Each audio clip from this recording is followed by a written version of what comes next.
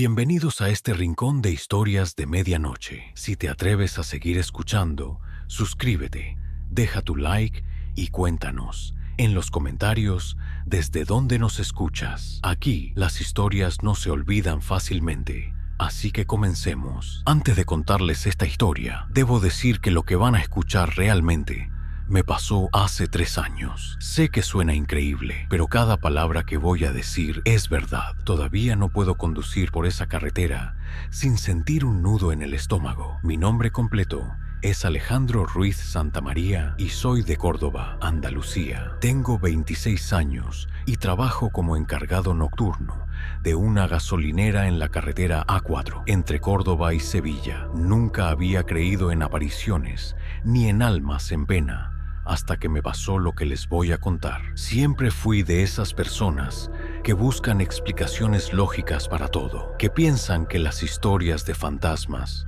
son solo coincidencias o trucos de la imaginación. Pero después de lo que viví durante mis turnos de noche en la gasolinera kilómetro 198, mi perspectiva del mundo cambió completamente y para siempre. Era un viernes lluvioso de noviembre del año pasado, cuando mi vida cambió para siempre. Todo empezó cuando conseguí trabajo en una gasolinera que tenía fama de ser problemática para mantener empleados. La estación de servicio El Descanso estaba ubicada en un punto estratégico de la autopista, pero por alguna razón nadie duraba más de unos meses trabajando ahí, especialmente en los turnos de noche. Mi jefe, don Antonio Herrera, un hombre de unos 60 años, con cara de preocupación constante, me contrató después de que el empleado anterior renunciara sin dar explicaciones. Era un trabajo bien pagado para alguien de mi edad, especialmente considerando que solo requería atender a los clientes nocturnos y mantener la estación limpia y segura hasta las 6 de la mañana. La gasolinera estaba construida en 1985, pero el terreno tenía una historia mucho más antigua. Según don Antonio, antes de que construyeran la autopista, por ahí pasaba una carretera secundaria que había sido escenario de numerosos incidentes de tráfico durante las décadas de los 60 y 70. No eran eventos dramáticos, me explicó, sino más bien una acumulación de pequeños percances, coches que se quedaban sin gasolina en noches frías, familias que se perdían buscando direcciones, viajeros solitarios que se sentían enfermos y necesitaban parar. La gente venía aquí cuando necesitaba ayuda, me dijo don Antonio el primer día, y de alguna manera esa tradición continuó incluso después de que construyéramos la gasolinera. Pero a veces, vienen personas que necesitan un tipo diferente de ayuda. No entendí completamente lo que quería decir hasta mi tercera noche de trabajo. La gasolinera era una instalación moderna y bien iluminada, con 8 surtidores, una tienda de conveniencia amplia, baños limpios y un pequeño café que servía comida caliente las 24 horas. Durante el día era un lugar bullicioso, lleno de camioneros, familias de vacaciones y viajeros de negocios. Pero por las noches, especialmente después de las 2 de la madrugada, se volvía un lugar completamente diferente. Las primeras 2 noches fueron normales. Atendí a algunos conductores tardíos. Vendí café y bocadillos a camioneros que manejaban rutas nocturnas y me dediqué a limpiar y organizar la tienda. La gasolinera tenía un sistema de cámaras de seguridad muy completo, radios para comunicación de emergencia y procedimientos claros para cualquier situación que pudiera surgir. Pero la tercera noche, un martes particularmente silencioso, empecé a notar cosas extrañas. Eran las 2:30 de la madrugada cuando vi por primera vez las luces de un coche acercándose lentamente por la carretera. No había nada inusual en eso, excepto que el coche parecía estar moviéndose más despacio de lo normal, como si el conductor estuviera inseguro o buscando algo específico. El vehículo era un Seat 127 color blanco, un modelo que había sido muy popular en los años 70 y 80, pero que ya rara vez se veía en las carreteras modernas. Se veía en perfectas condiciones, como si hubiera salido recientemente de un taller de restauración. El coche se detuvo frente al surtidor número 3, pero nadie se bajó inmediatamente. Pude ver a través del cristal del parabrisas que había una persona al volante, pero no podía distinguir claramente sus características desde la distancia. Esperé unos minutos, como era habitual, cuando los clientes necesitaban un momento para organizarse antes de salir del coche. Pero después de 5 minutos, la persona seguía sin moverse. Me acerqué a la ventana de la oficina para ver mejor, y fue entonces cuando noté algo que me llamó la atención. Aunque era una noche fría de noviembre, el coche no tenía el motor encendido. No había vapor saliendo del tubo de escape. No había luces interiores encendidas. No había ningún sonido proveniente del vehículo. Era como si fuera un coche de exhibición en lugar de un vehículo funcional. Me puse la chaqueta y salí de la oficina para acercarme al cliente. Cuando llegué al surtidor, pude ver que había efectivamente una persona sentada al volante. Una mujer de mediana edad, vestida con ropa que parecía de varias décadas atrás. Tenía el cabello recogido en un estilo que había sido fashionable en los años 70 y llevaba puesto un abrigo de lana color marrón. «Buenas noches», le dije, acercándome a la ventana del conductor. «¿Necesita ayuda con algo?». La mujer giró lentamente la cabeza hacia mí y cuando vi su rostro sentí un escalofrío que no pude explicar. No era que se viera aterradora o amenazante. Al contrario, tenía una expresión muy triste, como si hubiera estado llorando durante mucho tiempo. «¿Podría ayudarme?», me preguntó con una voz que sonaba lejana, como si estuviera hablando desde el fondo de un pozo. «Creo que me he perdido». «Por supuesto», le respondí, tratando de sonar tranquilizador. «¿A dónde necesita llegar?». «A casa», me dijo, y pude ver lágrimas en sus ojos. «Salí a hacer unas compras esta tarde, pero tomé la dirección equivocada y ahora no sé dónde estoy. Mi familia debe estar preocupada». Le pregunté cuál era su dirección y me dio el nombre de un pueblo que conocía bien. Estaba a unos 30 kilómetros de la gasolinera, por una carretera secundaria que se desviaba de la autopista principal. «Es fácil llegar desde aquí», le expliqué, señalando hacia la salida correspondiente. «Solo tiene que tomar la salida número 23, seguir las señales hacia San Rafael y en unos 20 minutos estará en casa». Pero la mujer negó con la cabeza, como si mi explicación no tuviera sentido para ella. «No entiendo estas nuevas carreteras», me dijo. «Todo ha cambiado tanto. Antes era mucho más simple llegar a casa». «¿Hace cuánto que no venía por aquí?», le pregunté, empezando a sospechar que tal vez era una señora mayor con problemas de orientación. «No lo sé exactamente», respondió confundida. «Salí de casa esta mañana para comprar algunas cosas para la cena de cumpleaños de mi hija. Ella cumple 12 años hoy y quería prepararle su pastel favorito». Algo en la forma en que hablaba me hizo sentir incómodo. Hablaba de eventos presentes, pero había algo en su manera de expresarse que sonaba como si estuviera recordando cosas del pasado. «¿Necesita que llame a alguien para avisarle que está bien?», le ofrecí. «Tengo teléfono en la oficina». «Sí, por favor», me dijo con alivio. «¿Podría llamar a mi esposo? Él debe estar muy preocupado». Me dio un número de teléfono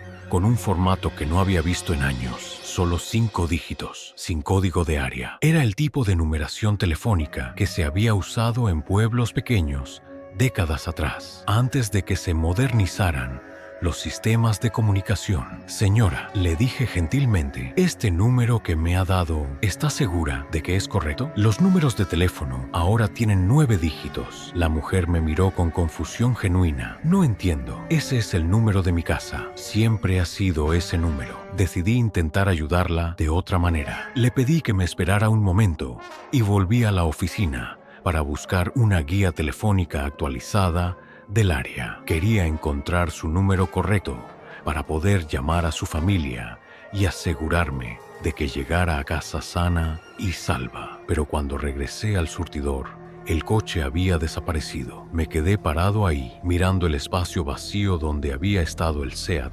127 solo unos minutos antes. No había escuchado el sonido de un motor arrancando. No había visto luces alejándose por la carretera. El coche simplemente ya no estaba. Revisé las cámaras de seguridad para ver si había grabado la partida del vehículo, pero encontré algo que me dejó completamente confundido. Las cámaras no habían registrado ningún coche en el surtidor número 3 durante toda la noche. Según las grabaciones, yo había salido de la oficina, había caminado hasta el surtidor, había estado parado ahí, hablando solo durante varios minutos, y luego había regresado a la oficina. No había ningún vehículo visible en las imágenes. Traté de convencerme de que había sido un problema técnico con las cámaras, o tal vez un episodio de cansancio que me había hecho alucinar, pero sabía en lo más profundo de mi ser que lo que había visto y oído había sido real. La noche siguiente,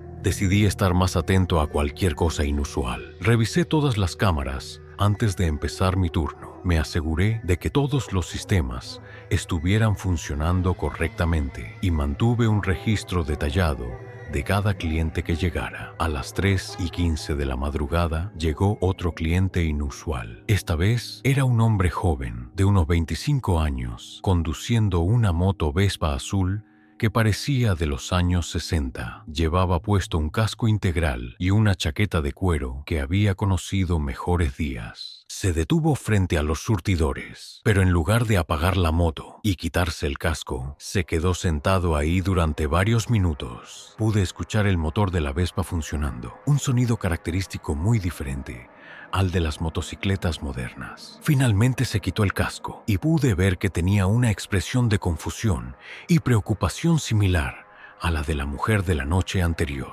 Salí de la oficina para atenderlo. «Buenas noches», le dije. «¿Necesita gasolina?» «Sí, por favor», me respondió. «Pero también necesito preguntarle algo. ¿Sabe usted qué hora es exactamente?» «Son las 3:20 de la madrugada», le dije, mostrándole mi reloj. El joven me miró con una expresión de shock genuino. «Eso es imposible», me dijo. «Salí de casa a las 7 de la tarde para ir a ver a mi novia. El viaje normalmente toma una hora y media máximo. ¿Cómo pueden ser ya las 3 de la mañana? ¿De dónde viene usted?», le pregunté mientras llenaba el tanque de su Vespa. «De Málaga», me respondió. «Voy a Córdoba a ver a María. Nos vamos a casar el próximo mes y quería darle una sorpresa visitándola sin avisar». Le expliqué que estábamos en la carretera entre Córdoba y Sevilla, que Córdoba estaba a solo unos 30 minutos de distancia y que si había salido de Málaga a las 7 de la tarde, debería haber llegado a su destino mucho antes. «Pero eso no tiene sentido», me dijo, cada vez más confundido.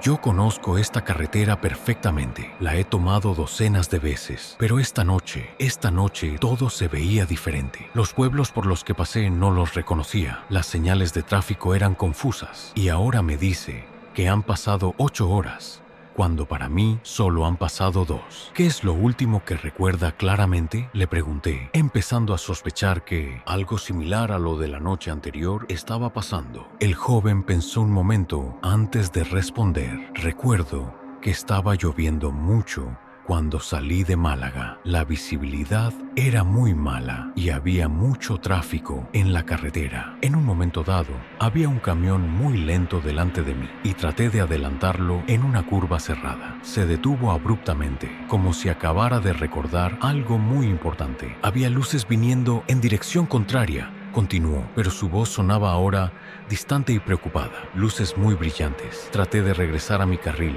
pero creo que... ¿Qué cree?», le pregunté gentilmente. «Creo que no pude evitarlo», me dijo, y pude ver lágrimas formándose en sus ojos. Las luces estaban demasiado cerca y después de eso no recuerdo nada hasta que me encontré manejando por esta carretera extraña que no reconozco. Mi corazón empezó a latir más fuerte. Estaba empezando a entender lo que podría estar pasando. «¿Cómo se llama usted?», le pregunté. «Miguel Ángel Romero», me respondió. «¿Por qué me pregunta eso?». «Miguel Ángel», le dije con la voz más calmada que pude. «Necesito que trate de recordar algo. Después de ver esas luces brillantes, después de tratar de regresar a su carril, ¿recuerda haber sentido algún tipo de impacto?». «Yo no estoy seguro. Todo se puso muy oscuro muy rápidamente». «¿Y después de la oscuridad, recuerda haber visto algún tipo de luz diferente? ¿Una luz cálida, tal vez?». Miguel Ángel me miró con los ojos muy abiertos, como si acabara de recordar algo que había estado tratando de olvidar. «Sí», me dijo en un susurro. «Sí, había una luz cálida y voces que me llamaban hacia la luz. Pero yo no quise ir porque tenía que llegar donde María. Tenía que decirle que la amaba». «Miguel Ángel», le dije con toda la gentileza posible, «creo que usted tuvo ese impacto que teme haber tenido. Creo que no pudo evitar esas luces que venían en dirección contraria. ¿Está diciendo que? Estoy diciendo que usted ya no está manejando hacia Córdoba en el mundo físico. Está en un lugar intermedio, un lugar donde las almas van cuando tienen algo muy importante que hacer antes de seguir adelante. Miguel Ángel se quedó callado durante un largo momento, procesando lo que le había dicho. Entonces María nunca va a saber que traté de llegar a verla. Finalmente dijo, nunca va a saber que mi último pensamiento fue sobre ella. ¿Estás seguro de eso?, le pregunté. ¿Estás seguro de que ella no sabe cuánto la amaba? Habíamos tenido una discusión tonta la semana anterior, me explicó, sobre la fecha de la boda, sobre dónde íbamos a vivir después de casarnos. Yo me enojé y dije algunas cosas que no quería decir. Salí de Málaga esa noche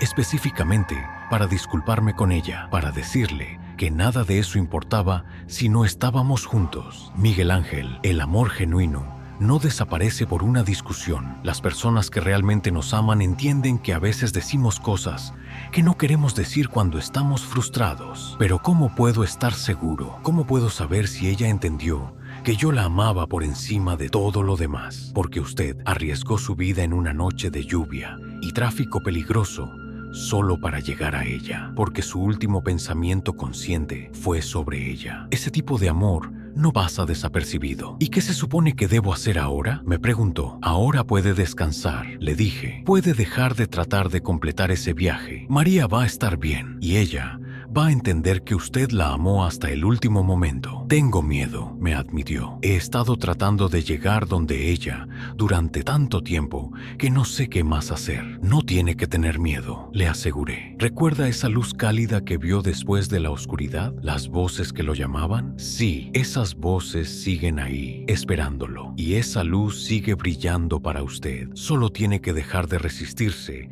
e ir hacia ella. ¿Pero qué va a pasar con María? ¿Cómo va a saber que traté de llegar a ella? Las personas que nos aman siempre saben cuando hemos tratado de llegar a ellas, le dije, y algún día, cuando llegue su momento, se van a reunir otra vez. Hasta entonces, ella va a llevar su amor en su corazón. Miguel Ángel se quedó pensativo durante unos minutos. Luego se puso el casco y se subió otra vez a su Vespa. Gracias, me dijo, por ayudarme a entender. Creo que puedo ver la luz otra vez ahora. Vaya hacia ella, le dije. ¿Podría hacer algo por mí?, me preguntó antes de irse. Lo que necesite. Si alguna vez tiene la oportunidad, si alguna vez se entera de qué pasó con María, podría asegurarle que yo realmente la amaba, que todo lo que dije en esa discusión era solo frustración, no lo que realmente sentía. Se lo prometo. Gracias. Arrancó la Vespa y se alejó lentamente por la carretera, pero esta vez pude verlo alejarse. Pude seguir el sonido de su motor hasta que se desvaneció en la distancia. Y cuando revisé las cámaras al día siguiente, había una grabación clara de toda nuestra conversación.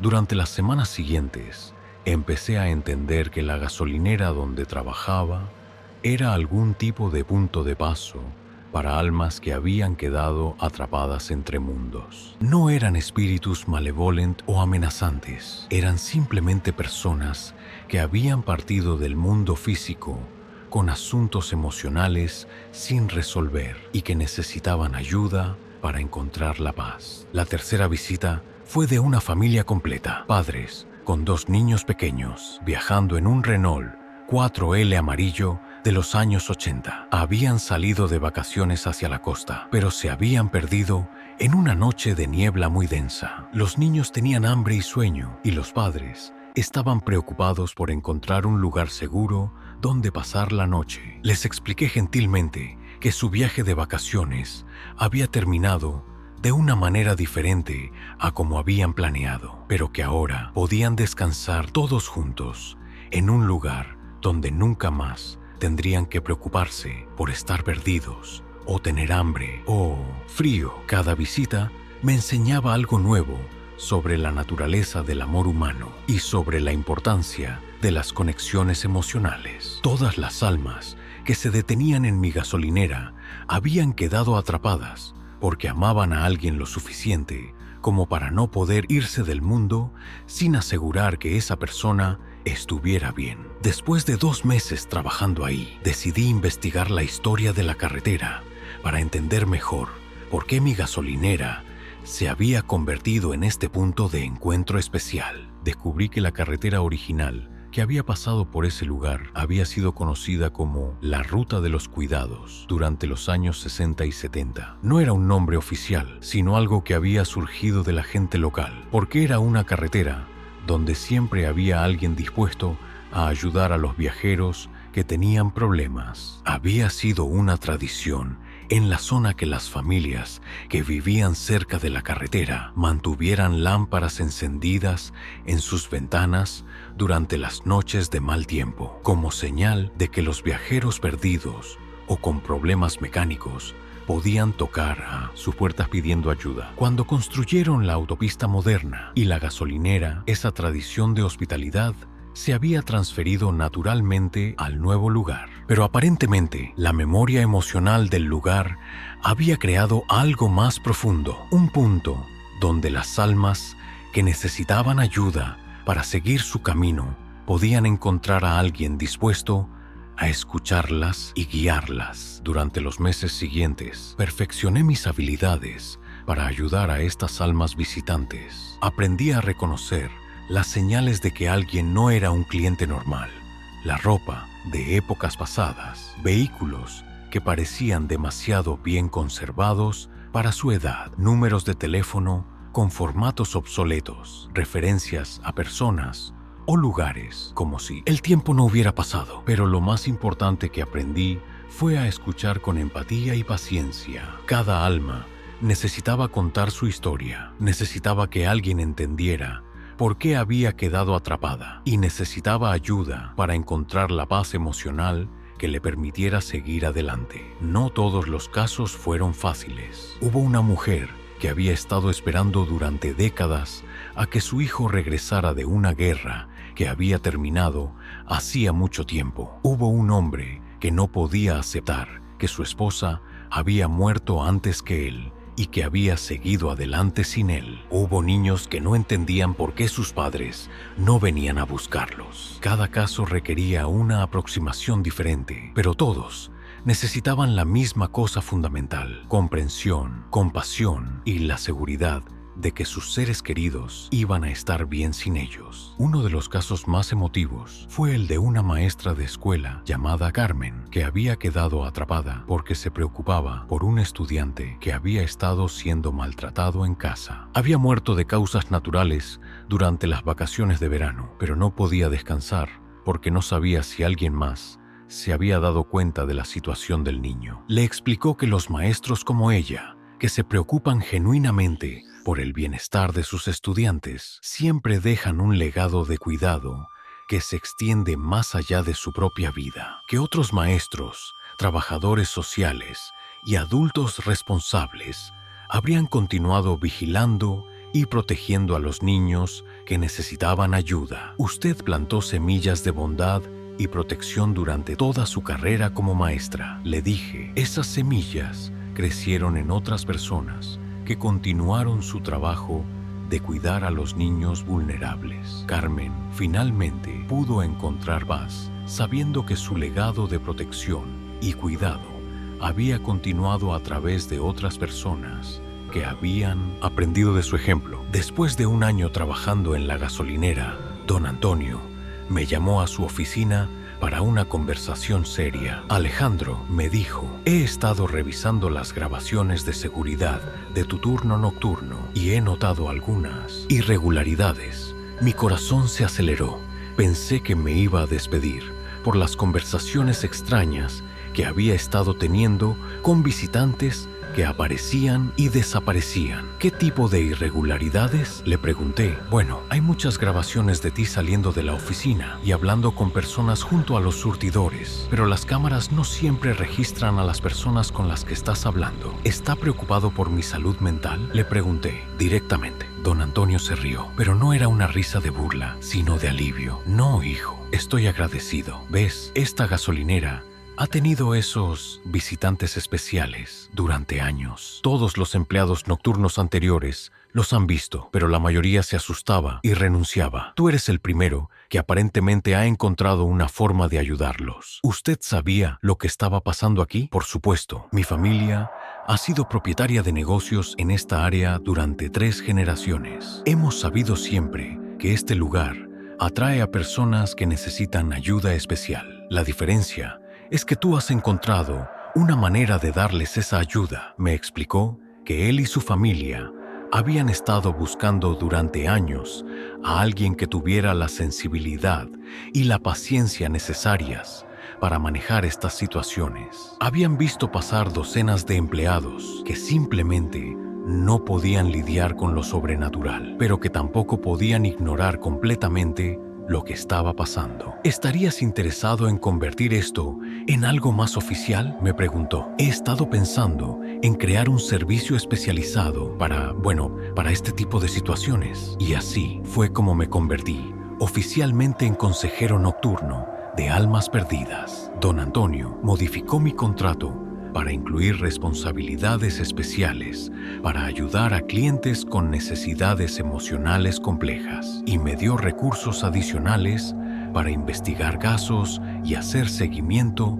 cuando era necesario. Durante los siguientes 2 años, ayudé a más de 50 almas a encontrar la paz que necesitaban para seguir adelante. Cada caso me enseñó algo nuevo sobre la naturaleza humana, sobre el poder del amor y sobre la importancia de las conexiones emocionales auténticas. Pero el caso que más me marcó fue el de una pareja de ancianos que llegaron en un Citroën 2 CUM en blanco una noche de diciembre. Habían estado casados durante más de 60 años y habían muerto con pocas horas de diferencia en un hospital de Sevilla, pero habían quedado atrapados porque se preocupaban por su nieta, que había quedado huérfana después de que sus propios padres murieran en un incidente años antes. Criamos a nuestra nieta desde que tenía 5 años, me explicó el anciano. Ahora tiene 22, pero nosotros siempre fuimos su familia real. No sabemos qué va a hacer sin nosotros. Ella tiene trabajo, tiene amigos, tiene una vida propia, agregó la anciana, pero siempre ha sido una niña muy sensible. Tenemos miedo de que no pueda manejar estar completamente sola. Les pregunté el nombre de su nieta y me dieron suficiente información para que pudiera investigar. Resultó que la joven había empezado a trabajar como enfermera en un hospital infantil después de la muerte de sus abuelos, dedicando su vida a cuidar niños enfermos. Su influencia en ella fue tan fuerte, les expliqué a los ancianos, que incluso después de perderlos a ustedes, ella encontró una manera de honrar todo lo que le enseñaron sobre el amor y el cuidado. Se convirtió en la persona que cuida de otros niños que necesitan figuras parentales temporales. ¿Está diciendo que ella está bien?, me preguntó la anciana. Estoy diciendo que ustedes la criaron tan bien que ella pudo tomar todo el amor que ustedes le dieron y multiplicarlo para compartirlo con muchos otros niños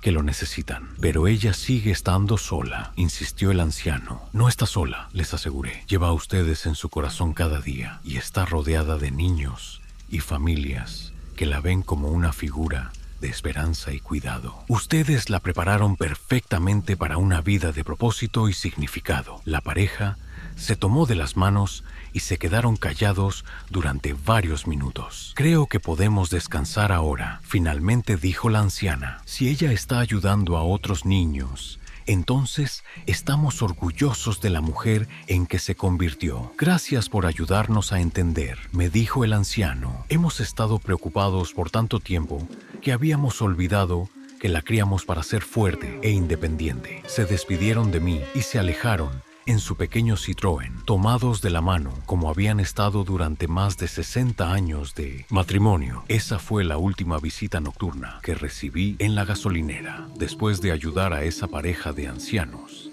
algo cambió en la energía del lugar. Era como si hubiera cumplido algún tipo de propósito cósmico, como si hubiera ayudado a suficientes almas perdidas para que el lugar pudiera descansar también. Don Antonio notó el cambio inmediatamente. Ya no se siente igual aquí por las noches, me dijo una mañana cuando llegó temprano a revisar las instalaciones. Se siente más liviano, más en paz. Creo que hemos ayudado a todas las almas que necesitaban ayuda. Le respondí, al menos por ahora. ¿Y qué vas a hacer ahora?, me preguntó. Este trabajo especializado te ha cambiado. Se nota en la manera en que hablas con la gente, en la manera en que escuchas. Tenía razón. Mi experiencia ayudando a almas perdidas había desarrollado en mí una sensibilidad especial para entender cuándo las personas necesitaban que alguien realmente las escuchara. Había aprendido a detectar cuando alguien tenía asuntos emocionales sin resolver, cuando necesitaba ayuda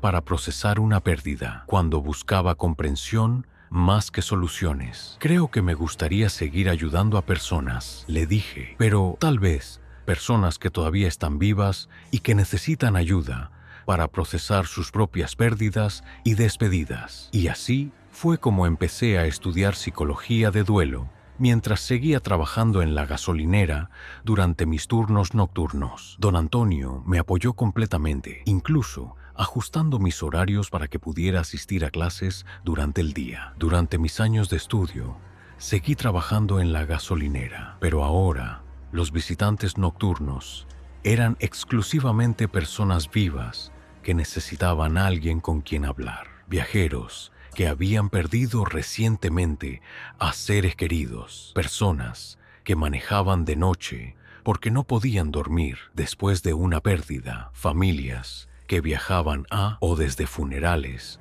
y necesitaban procesar sus emociones. Mi reputación como alguien que sabía escuchar se extendió entre los conductores nocturnos de la zona. No era algo que publicitáramos oficialmente, pero la gente empezó a recomendar nuestra gasolinera como el lugar donde el chico de la noche entiende de estos temas difíciles. Después de terminar mis estudios, abrí una pequeña consulta de counseling, de duelo en el pueblo más cercano a la gasolinera, pero seguí trabajando un turno nocturno por semana en la estación de servicio. Ese turno se convirtió en algo especial, una noche a la semana, cuando las personas sabían que podían encontrar a alguien dispuesto a escuchar sus historias más difíciles sin juzgar. Durante los 5 años siguientes, ayudé a cientos de personas vivas a procesar pérdidas, a encontrar maneras de decir adiós a seres queridos y a entender que el amor genuino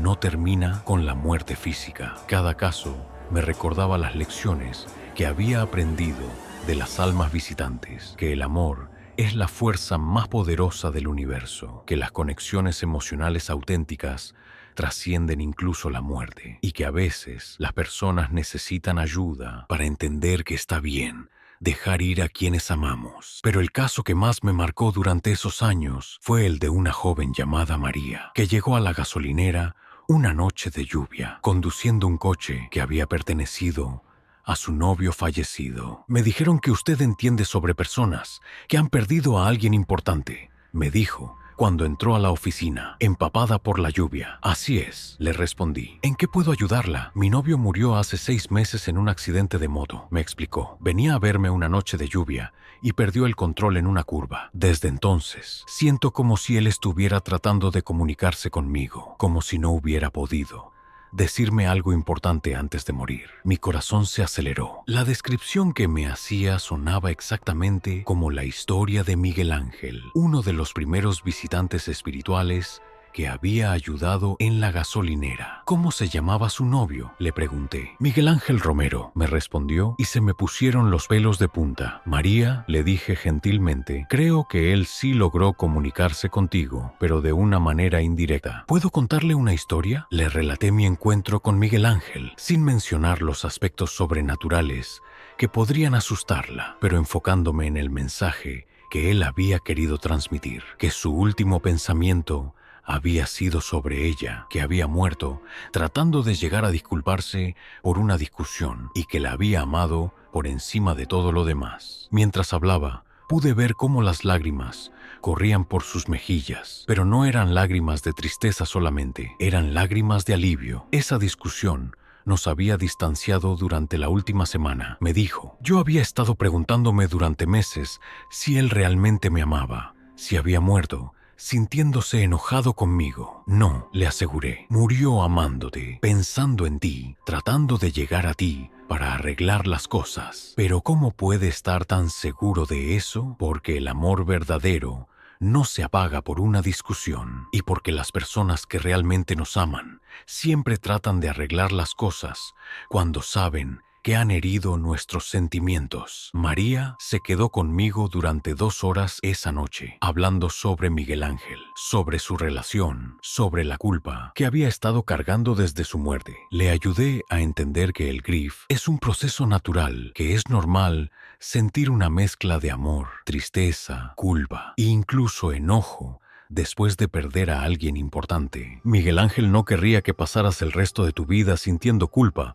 por una discusión tonta, le dije. Él querría que recordaras todos los momentos buenos que compartieron, que vivieras la vida plena y feliz que ustedes habían planeado tener juntos. Pero ¿cómo puedo ser feliz sin él? No se trata de ser feliz sin él. Se trata de ser feliz llevándolo contigo en tu corazón, llevando todo el amor que él te dio, todas las cosas que aprendiste de estar con él, todos los sueños que compartieron. ¿Y qué pasa si quiero enamorarme de alguien más algún día? Miguel Ángel te amaba lo suficiente como para querer que fueras feliz, incluso si esa felicidad no incluía estar con él físicamente. El amor genuino siempre quiere lo mejor para la otra persona, incluso cuando eso significa dejar ir.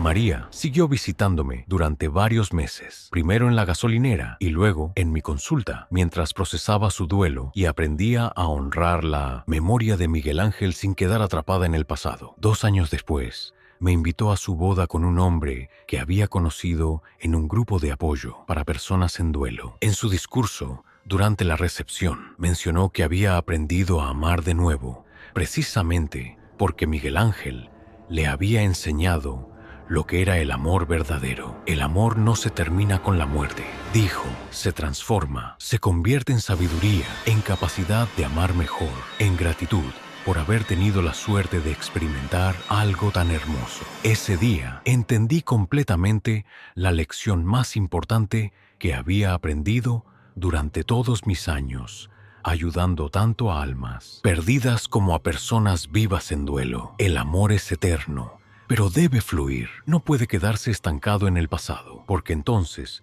se convierte en sufrimiento. Debe moverse, transformarse, encontrar nuevas formas de expresión. Ahora, 10 años después de mi primera visita sobrenatural en la gasolinera, trabajo de tiempo completo como consejero especializado en duelo y pérdida. He ayudado a miles de personas a procesar pérdidas, a decir adiós, a encontrar maneras de honrar a sus seres queridos sin quedar atrapados en el pasado. Pero sigo trabajando una noche al mes en la gasolinera, manteniendo viva esa tradición de estar disponible para cualquiera que necesite a alguien que escuche. Don Antonio, que ahora tiene más de 70 años, dice que es importante mantener esa conexión con el lugar que cambió mi vida y me enseñó mi propósito verdadero. De vez en cuando, durante esas noches mensuales en la gasolinera, llega alguien que necesita ayuda especial. No visitantes del más allá, sino personas vivas que han oído rumores de que hay alguien ahí que entiende sobre pérdidas complicadas, sobre despedidas difíciles, sobre la conexión entre el amor y la muerte. Cada persona que ayudo me recuerda las lecciones que aprendí de Miguel Ángel, de Carmen, de la familia, en el Renault 4L, de la pareja de ancianos y de todas las otras almas que pasaron por mi gasolinera buscando paz. La lección más importante es que todos necesitamos ayuda para procesar las pérdidas importantes de nuestras vidas. No importa si eres un alma atrapada entre mundos o una persona viva lidiando con duelo. Todos necesitamos a alguien que escuche nuestra historia, que entienda nuestro dolor y que nos ayude a encontrar una manera de seguir adelante, llevando el amor con nosotros en lugar de quedarnos atrapados en la pérdida. Mi experiencia en la gasolinera me enseñó que la muerte no es el final de las relaciones importantes, sino una transformación. Las personas que amamos se convierten en parte de nosotros de maneras que van más allá de lo físico. Sus voces se convierten en nuestra conciencia, sus valores se convierten en nuestros principios, su amor se convierte en nuestra capacidad de amar a otros. Pero también me enseñó que es importante saber cuándo dejar ir, que aferrarse demasiado fuerte a los que hemos perdido puede impedir que tanto ellos como nosotros encontremos paz, que el love verdadero a veces significa tener el coraje de decir adiós y confiar en que la conexión continuará de maneras que no necesariamente podemos ver o entender. La gasolinera de la carretera maldita resultó no estar maldita en absoluto. Era un lugar bendecido, un lugar donde las almas podían encontrar la ayuda que necesitaban para completar su jornada hacia la paz. Y me siento privilegiado de haber sido el instrumento a través del cual esa ayuda se pudo dar. Esta es mi historia completa y cada palabra que les he contado es absolutamente verdadera. Tengo registros de muchas de las conversaciones, testimonios de don Antonio y otros empleados que fueron testigos de eventos inexplicables y la verificación posterior de detalles históricos que me fueron revelados por los visitantes sobrenaturales. Mi nombre es Alejandro Ruiz Santamaría. Vivo en Córdoba y durante 3 años fui el consejero nocturno no oficial de almas perdidas en una gasolinera en la A4. Ahora soy terapeuta especializado en duelo, pero sigo manteniendo esa conexión especial con el lugar que cambió mi vida. Si alguna vez se encuentran manejando por una carretera de noche y ven una gasolinera que les da una sensación especial, una sensación de que ahí podrían encontrar ayuda para algo más que combustible, no duden en detenerse. No todos los lugares de descanso en las carreteras son iguales. Algunos están ahí para ayudar con necesidades del cuerpo, pero otros están ahí para ayudar con necesidades del alma. Y si alguna vez necesitan hablar con alguien sobre una pérdida importante, sobre una despedida que no pudieron hacer, sobre un amor que continúa después de la muerte, recuerden que siempre hay alguien dispuesto a escuchar. A veces esa persona está en una oficina profesional, a veces está detrás del mostrador de una gasolinera solitaria y a veces es simplemente un alma bondadosa que entiende que todos necesitamos ayuda para procesar los momentos más difíciles de nuestras vidas.